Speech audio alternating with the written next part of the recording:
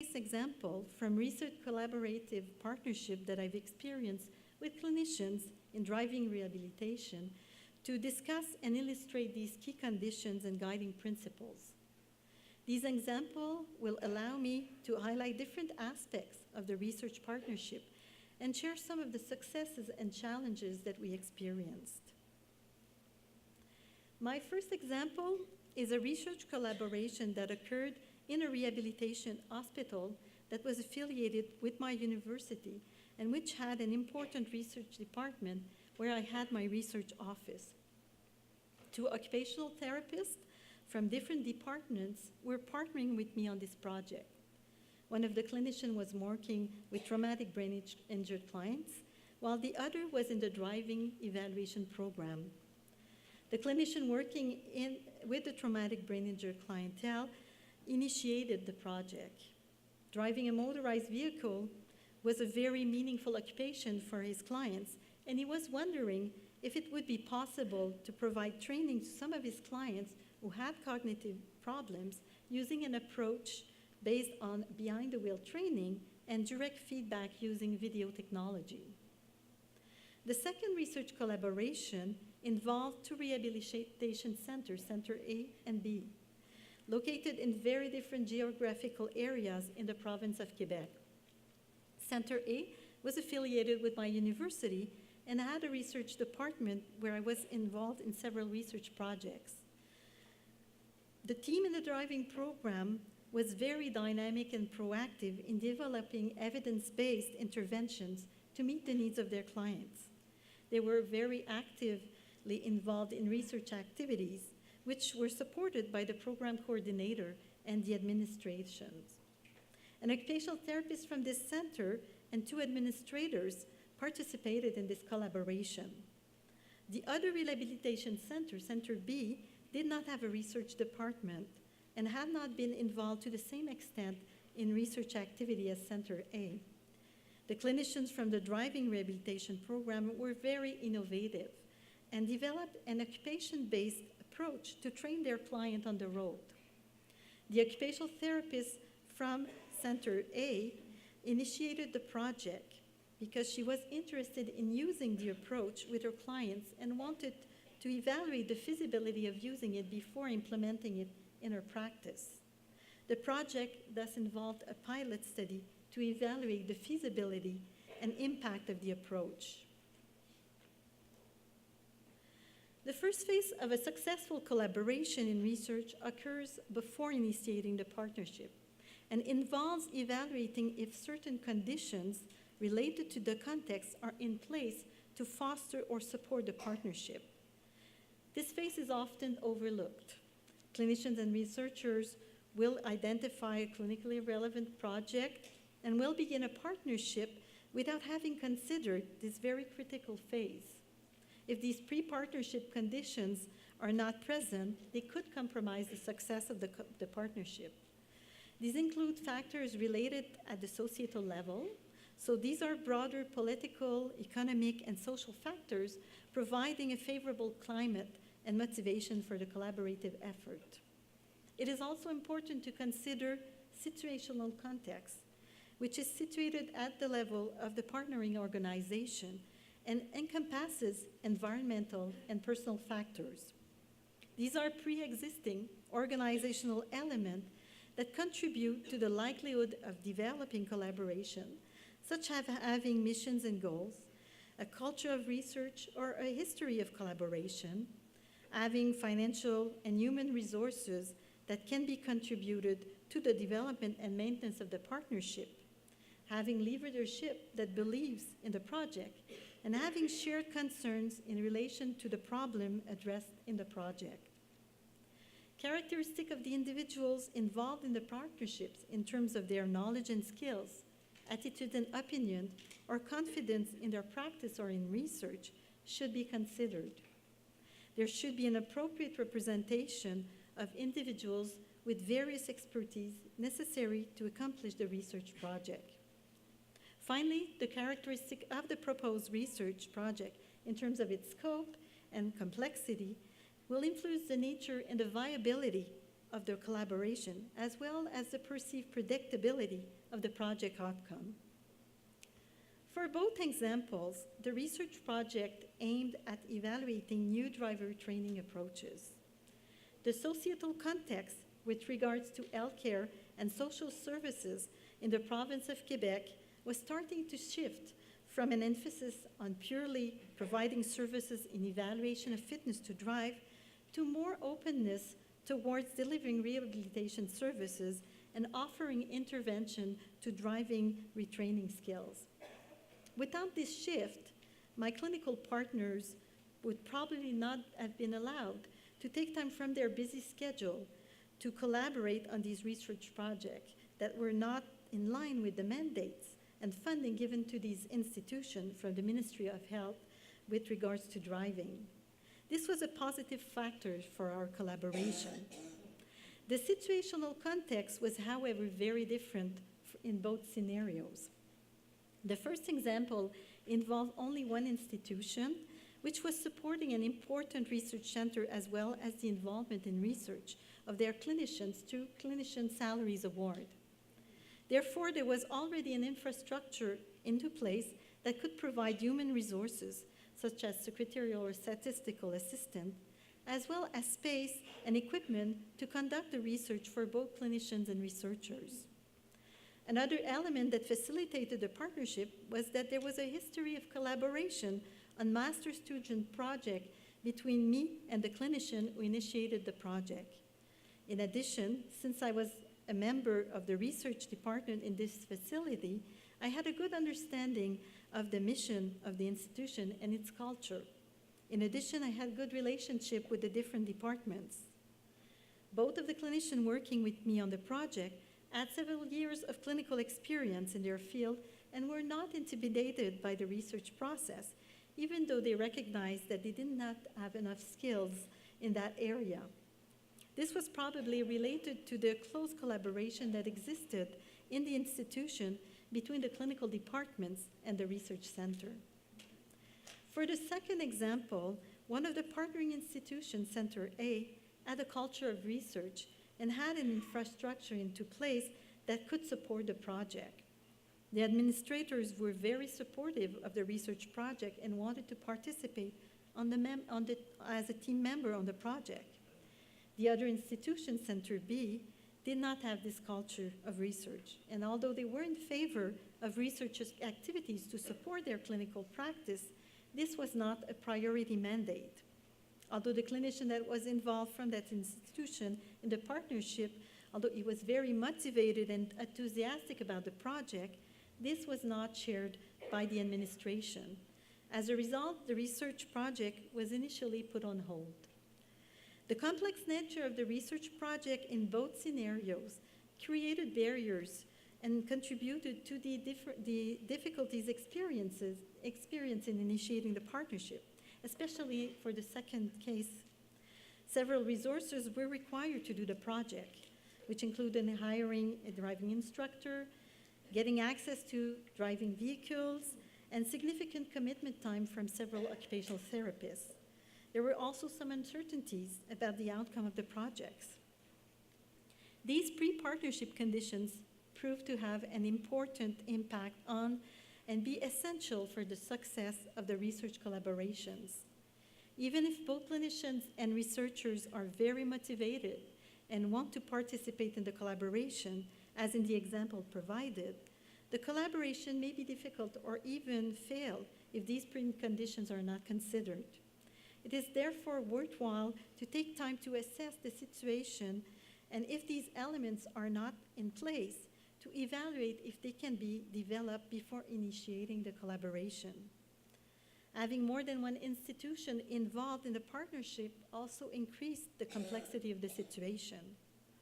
For in our example, in our second scenario, although we didn't assess the context prior to initiating the partnership, the first failed attempt allowed us to initiate exchange about our shared values, our mutual need and resources. And this was instrumental in our ability to create an environment that allowed us to reinitiate the partnership eventually. This forced us to re-envision our project from what we wished it to be to what we could afford to do. The process of developing and supporting a partnership takes time and commitment. It requires ongoing interactions between all of the involved partners and is guided by key principles. There needs to be shared vision and values, and the partners need to have common practice-relevant goals and outcome. The purpose needs to be clear, attainable, and realistic to all partners.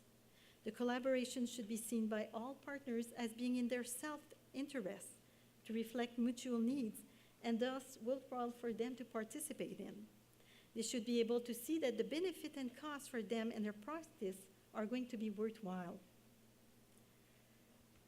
The relationship between partners should be based on mutual respect, trust, and commitment. This is well supported in the scientific literature. Taking a non-judgmental stance helps to alleviate preconceived ideas about the others and allows one to recognize the strength and valued contributions of everyone. This also means respecting and embracing diversity.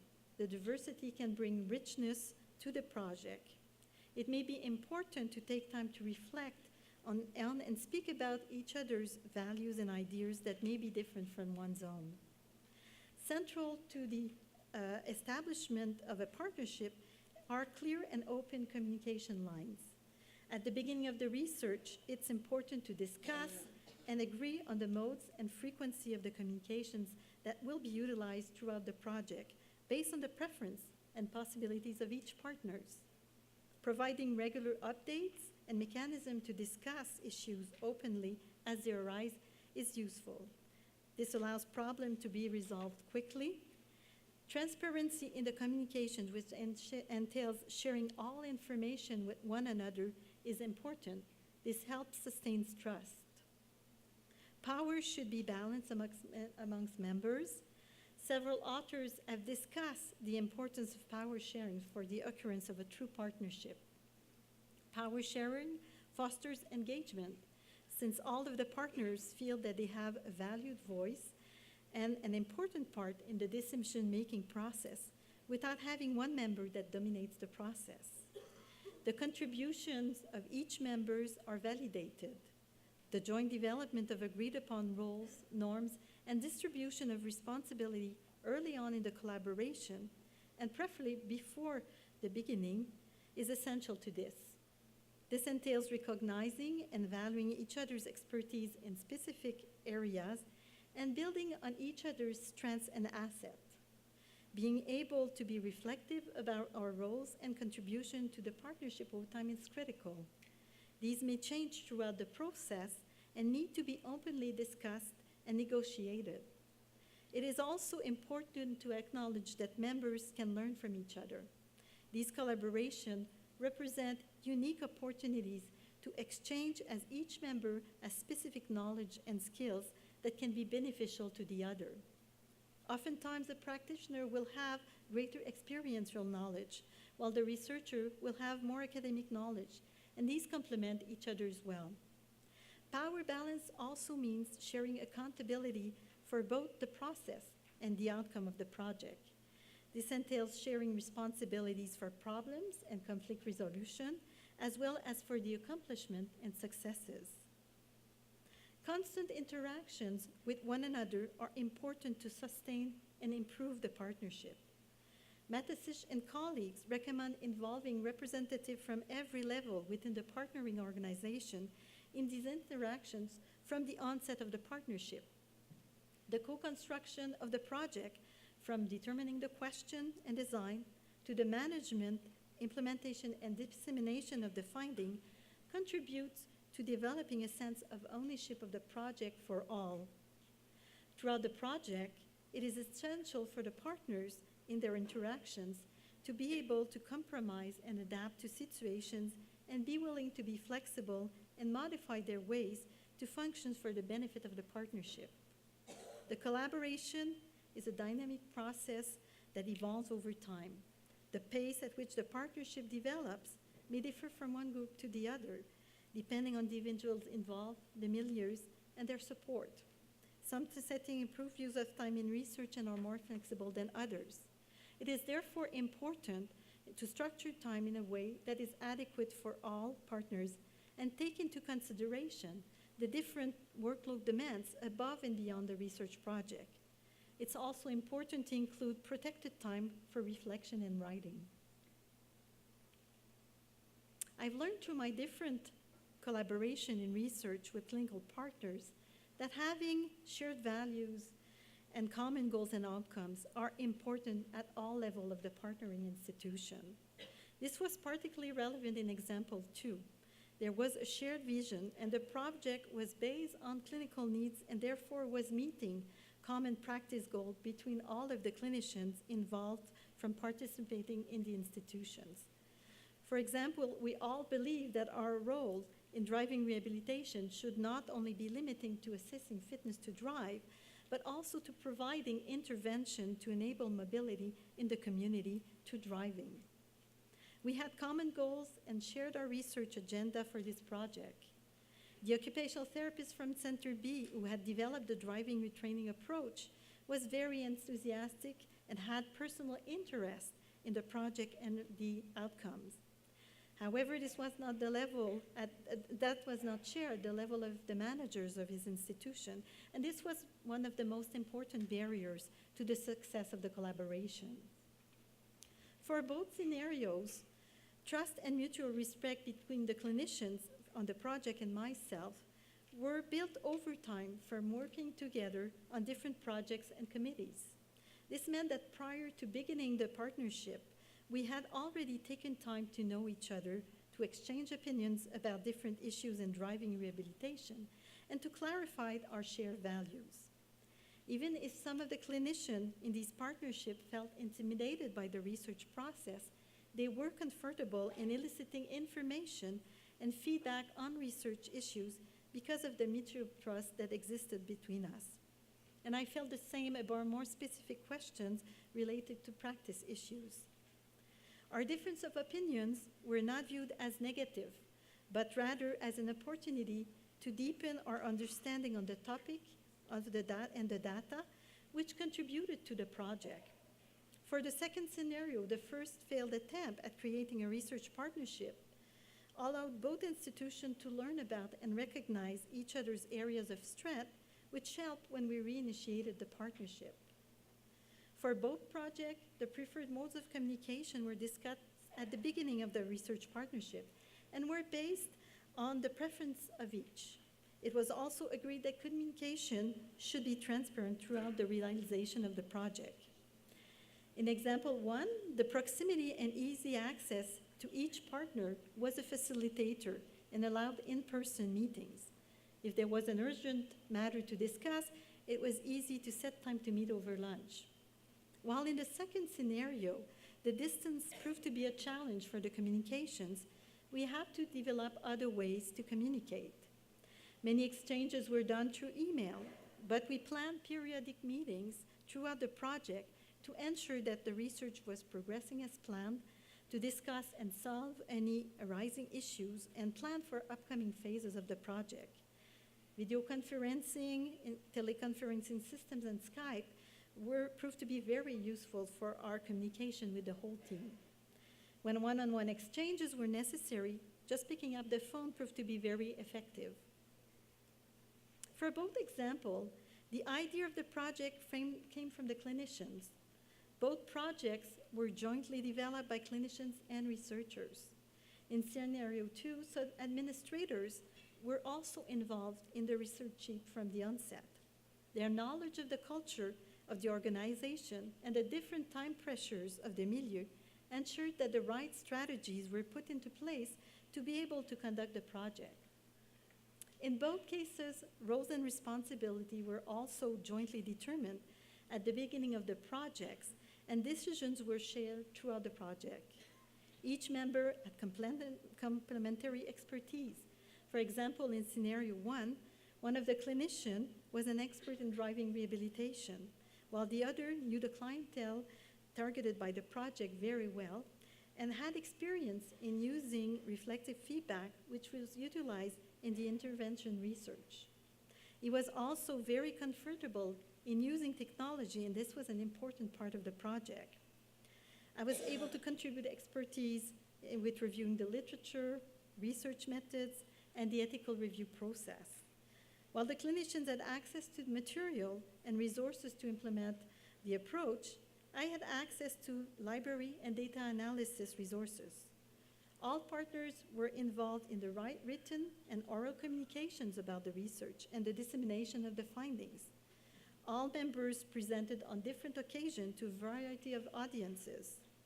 Decisions related to who would present was shared by the partners and based on who would be the most credible person to present depending on the audience targeted. Both projects were co-produced from the onset and were designed to respond to clinical needs expressed by the clinicians. This was the main driver.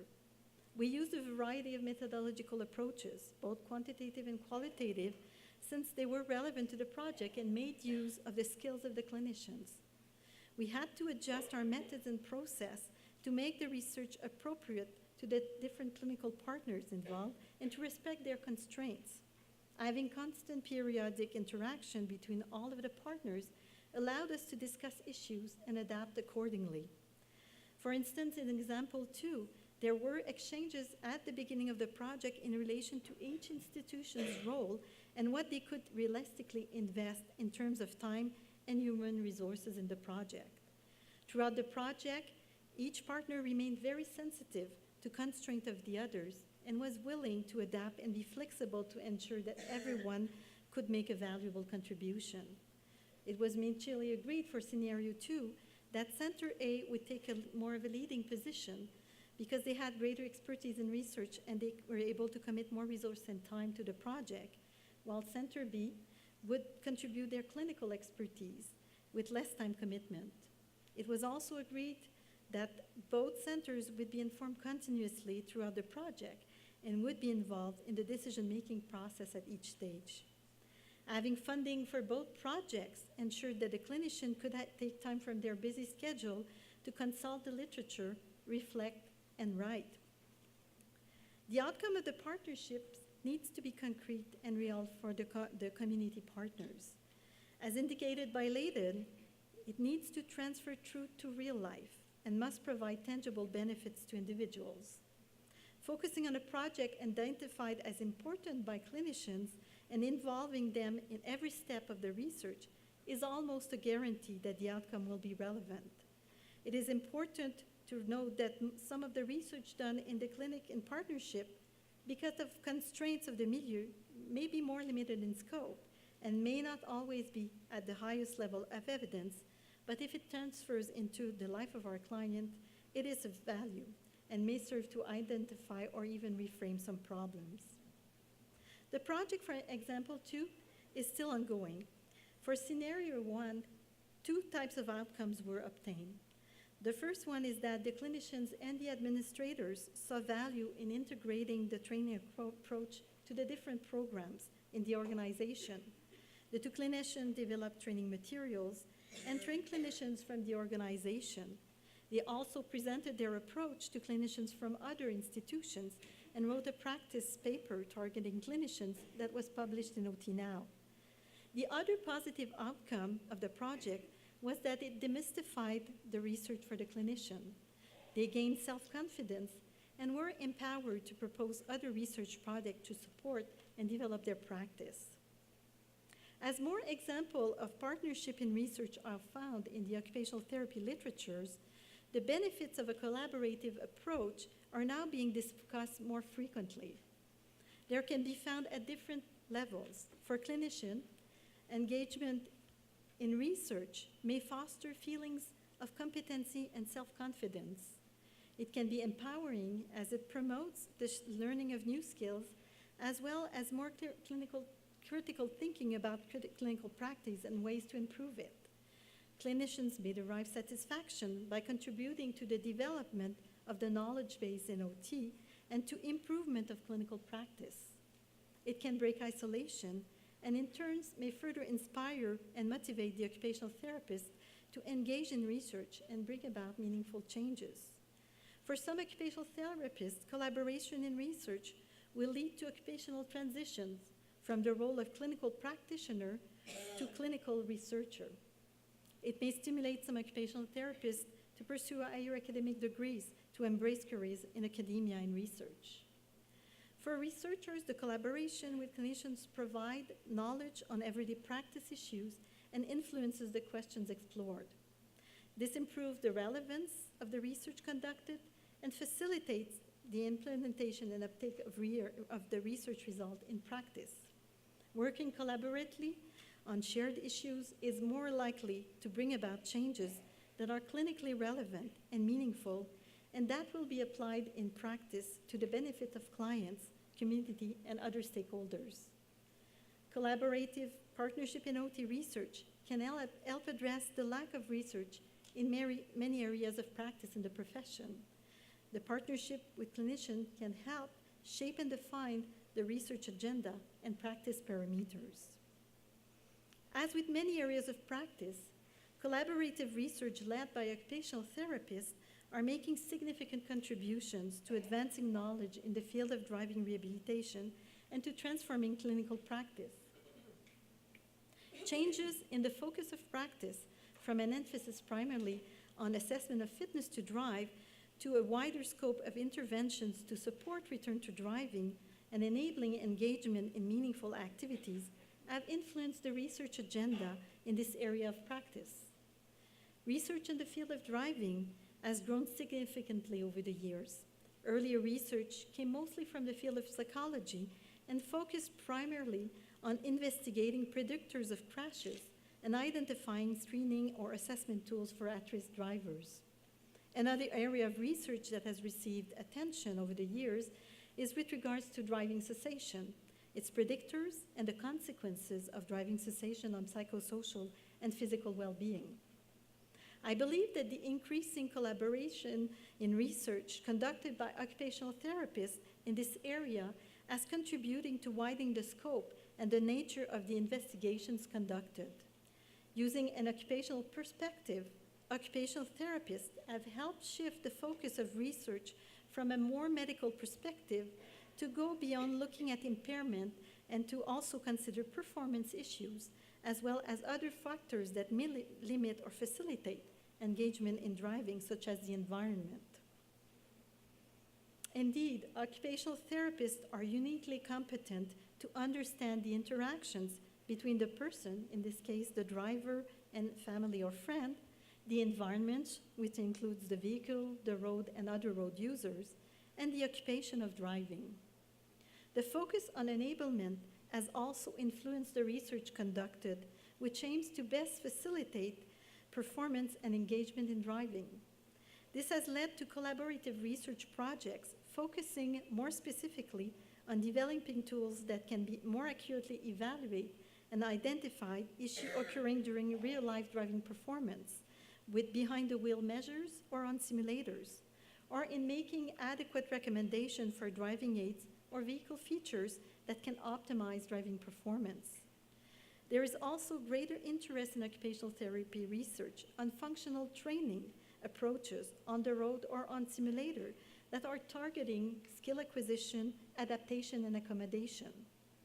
Recent research collaborations have also targeted the general population using a health promotion perspective with the development of programs or tools to increase awareness about changes in driving skills and behaviors over time, and to provide resources or activities to support safe driving for as long as possible. Research initiatives in this field are also addressing mobility issues more largely, especially when driving is no longer possible to enable clients to engage in activities that are meaningful to them. And so the research is targeting assisting families and the drivers through different intervention so that the transition from driver to non-driver is facilitated. The clinical research conducted by occupational therapists in driving rehabilitation is also looking into clinical and ethical decision-making issues and is also looking at different practice issues.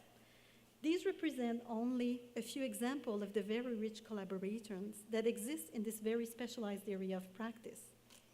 The important contribution of occupational therapists are becoming more recognized in this area, and clinicians and researchers are now being invited to join important multidisciplinary research teams or being asked to consult for government and agencies. Generating evidence to support our practice and empowering clinicians through partnership in research may help practitioners who want to take on more leadership roles and advocate for changes in this field of practice with institutions and governing agencies to change policies and practice for the benefit of our clients. In closing, collaborating partnership in occupational therapy research is being suggested as a solution to alleviate the challenging preventing clinicians from participating in research activities and to facilitate research initiatives that are conducted from the viewpoint of the practitioners and thus more relevant to clinical practice. Several of the factors that have been discussed during these lectures and which are found to foster a good collaborative partnership between clinicians and researchers should not be foreign to us. They are consistent with our core competency roles of collaborators and communicators and reflects our professional values such as power sharing, trust, respect of differences, and allowing change to occur, all identified as pillars to the enablement of client engagement in valued occupation. However, even though they are part of our professional practice, we do not always think about these elements when entering in a research partnership. I believe that being mindful to these factors when initiating a research collaboration would increase the likelihood of success. Occupational therapists have the skills to successfully engage in research collaboration. There can be different levels of commitment and engagement in research, whether it is irregular or constant. Clinical practitioners can and should be encouraged to collaborate in research wherever they are in their professional career.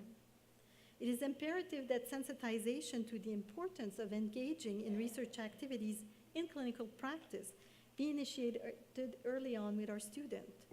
The inclusion of research courses in the curriculum of our entry-level program to the profession fosters this teaching of basic knowledge and allows students to actively engage in collaboration in research with faculty and clinicians. This can be beneficial and can allow them to develop these competencies. This can motivate them to participate in research projects in their future clinical practice. My presentation today focused on the clinician-researcher partnership.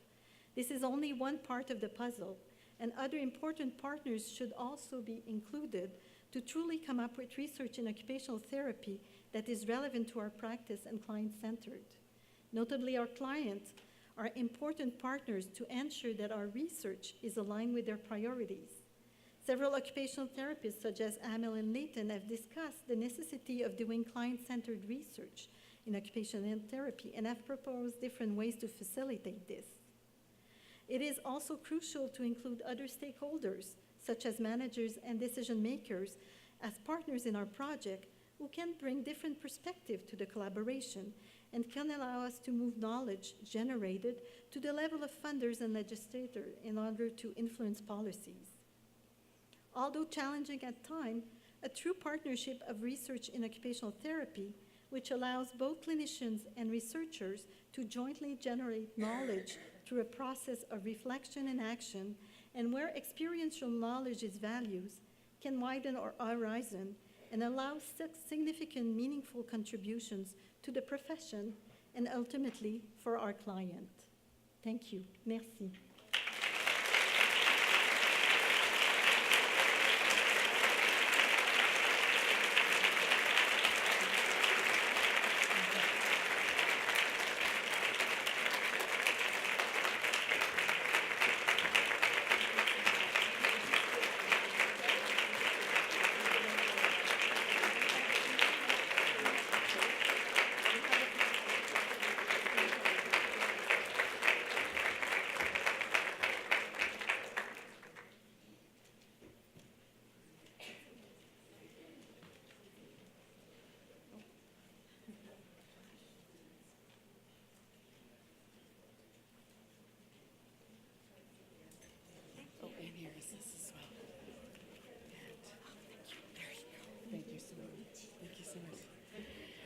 Thank you so much, Isabelle. Having been a clinician involved in research collaborations in the past, I can see so much value in the model and methods that you've presented to us to ensure that that collaboration is going to be as successful as it possibly can. So thank you so much for sharing that with us. And I think I have to say thank you to everyone who's joined us today for this year's Muriel Driver Memorial Lecture and for being such a wonderful and attentive audience. One of our professional issue forums is going to get underway very shortly in the New Brunswick room. The topic is You Work Where? Why? The realities of rural and remote occupational therapy practice. Sometimes even if you work in a city, you might feel a little bit remote, so I think there'll be something for everybody. There will be coffee available in the session room. For those of you who aren't headed to the PIF, coffee is available in the exhibit hall in the conference center. And I may be seeing some of you later on this evening at the gala.